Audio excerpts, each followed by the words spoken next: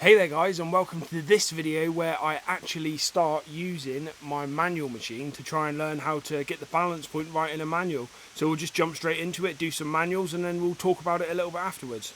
Right guys, welcome to the video. I'm just going to voice this one over and say some things as I'm going. There's a couple of things to point out that you can definitely hurt your bike on this. The first is now when you're getting on it. If you get on it and hang off one side of the bike as you're throwing your leg over, you could definitely buckle that back wheel, I'm sure of it, if you're a big enough dude.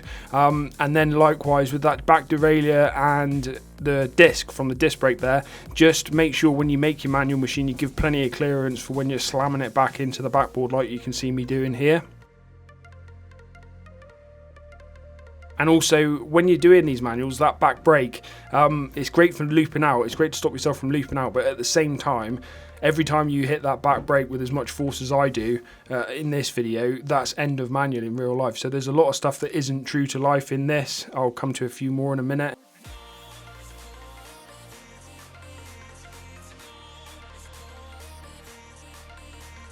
It's great for that bit though, doing the bending your legs. So I'm just modifying my manual machine a bit here just to allow for the derailleur if it did impede, and then I just kept checking my bike over to make sure I wasn't buckling that back wheel or anything. Back into some manuals.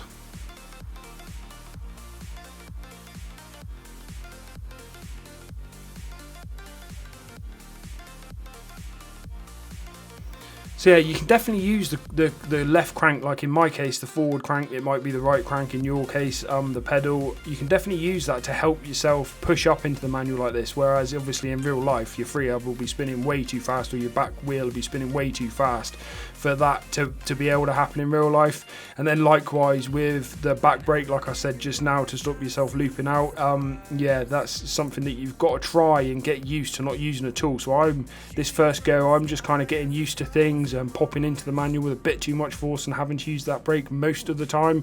But my goal with the manual machine is to basically pop into a manual and hold it for as long as I can without touching the back brake at all, so as when I do make the transition to trying them in real life with the bike moving, I won't have so many issues. See me there trying not to use the back brake basically.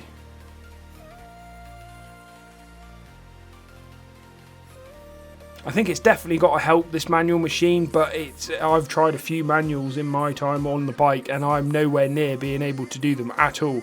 So it's going to be quite good if I use the manual machine for a month or so and then start trying manuals, you know, real world manuals. It'll be interesting to see, because basically I can't do manuals on a bike. So when you see me first do a manual when I'm out on the bike, which I'll do a video of in a month or so, you'll see whether the manual machine has worked or, you know, whether it was a bit of a waste of time. But I can't see that it would not work at all. I definitely think that popping into the manual is much easier on this machine than it is in real life. And just once again, watch me as I get on, I try and fling my leg over nice and quick, don't pull the bike over too much. And then likewise when you're doing the manuals and stuff and just standing on the bike, and treat the whole time like you're in a track stand. Don't let the kind of back wheel support hold you up. Make sure you kind of do the most of that work yourself, so as you don't damage anything.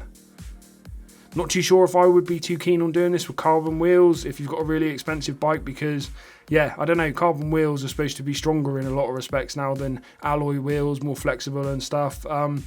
Yeah, but I would be a bit dubious about sticking thousands of pounds worth of back wheel in that brace there. Whew, okay guys, so that's pretty hard work actually. The things that I would say to be aware of are that you can hold a manual putting the back brake on one of these things, which is obviously totally not true to life.